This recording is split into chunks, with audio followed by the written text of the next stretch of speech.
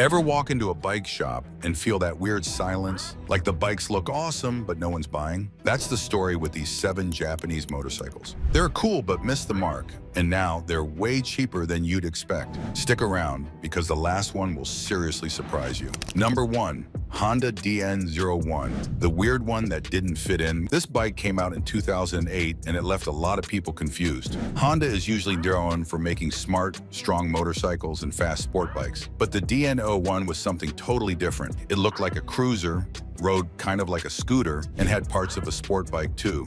Honda wanted to mix everything into one motorcycle. The engine was a 600cc V-twin that made about 61 horsepower. That's decent, not super fast, but not weak either. What made it special was the automatic transmission. You didn't have to shift gears at all. Just twist the throttle and go. That made it super easy to ride. It also had anti-lock brakes and some high-tech stuff that most bikes didn't have back then. The seat was low and comfy, and it was smooth on the road. So why did it fail? A lot of motorcycle fans want to feel connected to the bike. They like changing gears, hearing the engine growl, and feeling in control. The DN01 felt too quiet and too smooth. Cruiser fans didn't like the automatic part. Sport bike fans thought it was too slow. Scooter fans thought it was too big and heavy. And worst of all, it was very expensive. It cost around $15,000 when it came out. For that money, people could buy 2 good bikes or 1 really nice Harley. Also, it looked super strange. Some said it looked like a bike from a science fiction movie. Others just thought it looked weird. So, not many people bought it. Now, years later, dealers still have some left over. They are dropping prices a lot and giving away helmets, jackets, and other gear just to get rid of them. But if you like the way it looks and don't mind being different, it's actually a great comfy ride that works well every day. Honda took a big risk, but this time it didn't pay off. Number 2. Yamaha R6. The track star that got left behind. Next is the Yamaha R6, a bike that used to rule the racetrack. Back in '99, the R6 changed everything in the world of sport bikes. It was light, super fast, and made riders feel like champions. It had a powerful 599cc engine that screamed at 15,000 RPM and could make over 120 horsepower. That's a lot for a middle-sized bike. It was built to go fast and take sharp turns like a pro. It had amazing brakes, strong suspension, and a slick 6-speed transmission. On a racetrack or twisty road, it was nearly perfect. It felt like it cooled your mind as you leaned into turns. But riding the R6 every day was hard. The seat was high and hard, the handlebars were low, and it made your wrists and back hurt after a short ride. It wasn't built for traffic or relaxing rides. It was built for racing, and that made it tough to live with. On top of that, insurance was very expensive because of its speed, and fixing or maintaining it cost a lot too. In 2021, Yamaha stopped selling the street version of the R6 in most places. New rules about pollution, plus more people wanting easier bikes, made Yamaha focus on the R7 instead. That left dealers with lots of R6 bikes just sitting there. Now they're offering big discounts, low-interest deals, and sometimes even free track day passes to help sell them. If you really love speed and don't care about comfort, it's still an awesome bike. But for most people, it's just too much work for everyday riding. Number 3. Kawasaki Vulcan S, the cruiser that was too different. Now let's talk about the Kawasaki Vulcan S. This bike came out in 2015 and tried to do something new. It wanted to be a cruiser, but with a modern twist. Kawasaki used the same engine as the sporty Ninja 650 and gave it a relaxed, low-sitting style. It was made for riders who wanted comfort, but didn't want a heavy, old-school cruiser. The engine was a 649cc twin that made 61 horsepower. That's great for city riding and long trips. It had a belt drive instead of a chain, which is easier to take care of. It was also lightweight and easy to control. One cool feature was Kawasaki's ErgoFit system. You could change the seat, handlebars, and foot pegs to fit your size perfectly. It should have been a big hit. But here's the problem. Most cruiser fans love big engines, lots of chrome, and a deep rumble. The Vulcan S was quiet and smooth, not loud or rumbly. It didn't feel like a traditional cruiser. At the same time, sport bike riders didn't think it was exciting enough, so it didn't really fit in with either group. Even its design confused some people. The tank looked odd, the frame looked a bit unfinished, and it didn't have the shiny, fancy look of other cruisers. At around $7,400, people started comparing it to used Harleys or Indians that looked and felt more classic, so sales were slow. Now many Vulcan S bikes are sitting unsold in showrooms.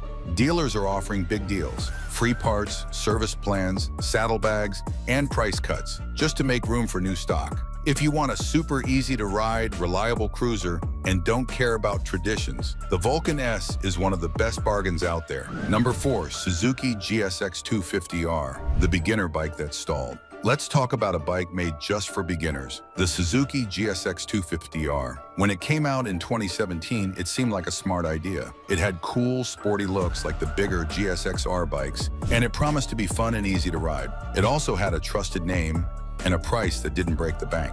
On paper, it looked like a great deal for new riders. The GSX 250R runs on a 248cc engine with 2 cylinders. It only makes 24 horsepower and 17 pound-feet of torque. It comes with 6 gears, a 4-gallon gas tank, and weighs about 392 pounds. Its seat isn't too high, just over 31 inches, so it's easy to handle. The seating position is also comfortable, making it perfect for new riders who want to take things slow and steady. But even with its good looks, many riders quickly realized that the GSX 250R just didn't feel that exciting. It might look like a fast sport bike, but it doesn't move like one. When you twist the throttle, the engine gets loud, but not fast. Compared to other beginner bikes like the Ninja 400 or Yamaha R3, it felt slow and weak. On highways, it struggled to keep up, and passing cars was difficult without lots of space and good timing. The soft suspension was good for bumpy roads, but felt too loose when taking turns. That made it hard for beginners to build confidence. The brakes worked okay, but weren't great. Even the price, which was around $4,600, wasn't as much of a deal as it first seemed. For just a little more money, riders could buy much better bikes with more power and better handling. Because of this, the GSX 250R didn't sell well. Dealerships had trouble moving them, and many bikes sat on the floor collecting dust. Suzuki didn't advertise it much either, so a lot of people didn't even know it existed. To get rid of them, dealers started offering big discounts and cheap service plans. If you only want a simple ride for short trips in the city, the GSX 250R can still be a good, affordable choice. But for most people looking for a fun and thrilling first bike, it just didn't deliver what they hoped for. Number 5. Honda CTX 1300, the cruiser that couldn't decide. Now let's look at a bike that tried to do too many things at once. The Honda CTX 1300. When it came out in 2014, Honda hoped it would be the perfect mix.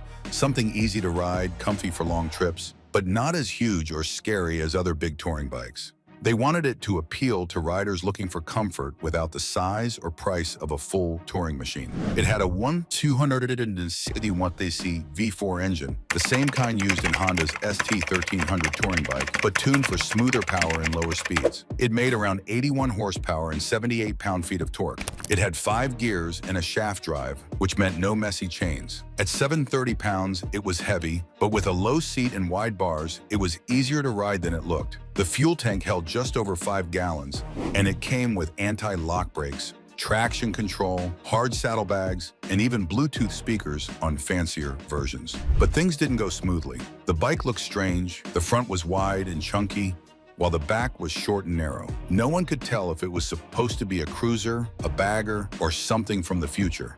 That confused buyers, and many moved on without giving it a chance. The engine was smooth, but maybe too smooth. It didn't give riders that strong, exciting feeling when they hit the gas. It worked well, but it wasn't thrilling. And for the price, about $17,000, it wasn't cheap. For just a little more, you could buy a Honda Goldwing or a Harley Cruiser, both with more features and better resale value. Sales dropped fast. By 2018, most CTX 1300s were pushed to the back of showrooms. Today, you might still find some with very low miles, sold with free gear or extra warranty coverage just to get them out the door. The CTX 1300 is still a great bike for long, easy rides. It's smooth, dependable, and full of comfort. But because it didn't stir any strong feelings or fit into one clear style, most riders passed it by.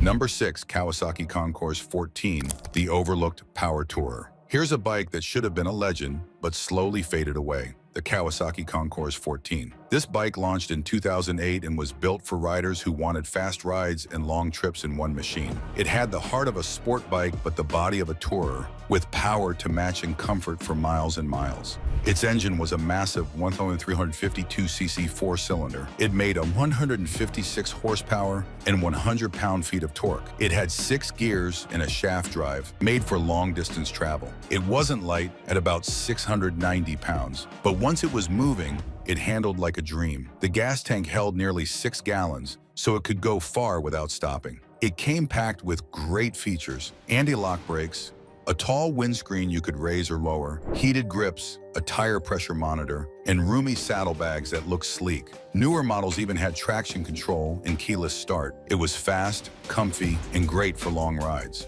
It could fly down the highway or cruise through mountains with ease. But by 2020, things were changing. Riders started wanting lighter, more flexible bikes. Adventure bikes like the Africa Twin or sport tourers like the Yamaha Tracer 9 became more popular. They had newer tech, were easier to ride in cities, and got better gas mileage. The Concourse started to feel too heavy and old school. It was also hot, literally. The engine gave off a lot of heat, which made summer rides uncomfortable in traffic. And the price? Around $16,000, and even more with extras. That was a lot, especially when other bikes offered more for less. Sales dropped, and dealers began offering big discounts, free extras, and long warranties to move them. Today, if you want speed, comfort, and power for the highway, the Concourse 14 is still one of the best deals around. But for riders who want something lighter and more modern, it feels like a leftover from a different time. Number 7. Suzuki Hayabusa, the speed king in waiting. Now let's talk about a motorcycle that almost everyone knows, the Suzuki Hayabusa. When this bike first came out in 1999, it shocked the world. It was so fast and powerful that motorcycle companies agreed to limit their top speeds just to keep things from getting too dangerous. With its giant 1340cc engine, the Hayabusa broke records and became one of the most famous motorcycles ever made. The newest version, updated in 2021, still carries that same powerful motor. It has a 1340cc engine with 4 cylinders, cooled by liquid, and packed with modern technology. It produces 187 horsepower and 110 pound-feet of torque, numbers that make it one of the fastest bikes on the road. It has 6 gears, ride-by-wire throttle, and lots of smart electronic features like different power modes, cornering ABS, launch control, and even cruise control. The gas tank holds 5.3 gallons, and it weighs around 582 pounds when filled with fluids. It's not light, but it feels very steady and strong, especially when going fast. On paper, it sounds like a dream machine. And out on the highway, it still feels like a rocket. Fast, smooth, and calm, even at crazy speeds. But since around 2020, the Hayabusa hasn't been selling very well. There are a few reasons for this. First, riders today want bikes that can do more than just go fast. They want motorcycles that are easy to ride in the city, fun on the weekends, and good for twisty roads too. They don't just want speed, they want balance. Second, the Hayabusa is expensive to own. Insurance costs a lot because of how powerful it is. It burns through tires quickly and needs a lot of care, like special service and high-end parts. The price tag is high too, $18,509 before taxes or dealer fees. For that kind of money, riders could choose lighter and more useful bikes, like the Yamaha MT-10 or Kawasaki Ninja 1000 SX. These bikes cost less, are easier to ride daily, and are still a blast on the road. Another reason the Hayabusa struggles is its look. Even though it was updated in 2021, it still looks a lot like the older version. Some fans love that, but younger riders often think it looks too big and old-fashioned. New bikes from Europe and other brands have sharper, sportier designs that feel more modern. Because of all this, many Hayabusas are still sitting in showrooms. To sell them, dealers are cutting prices by thousands, giving free service deals, lowering interest rates, and offering big discounts on gear. In some places, you can now buy a brand new Hayabusa for the same price as a smaller, mid-level sport bike. So here's the bottom line. If you've always dreamed of owning one of the most famous, fastest motorcycles in the world, now might be the best time ever. The king of speed is still out there, waiting for someone to take the ride. There were some amazing bikes in here, right? If you enjoyed this video and maybe saw one you'd love to ride, make sure to hit the like button. It really helps the channel grow and reach more people who love bikes. And if motorcycles make you smile like they do for us, don't forget to subscribe and tap that bell. We've got more awesome bike reviews, smart tips, and great deals coming your way. Ride safe, and we'll see you in the next one.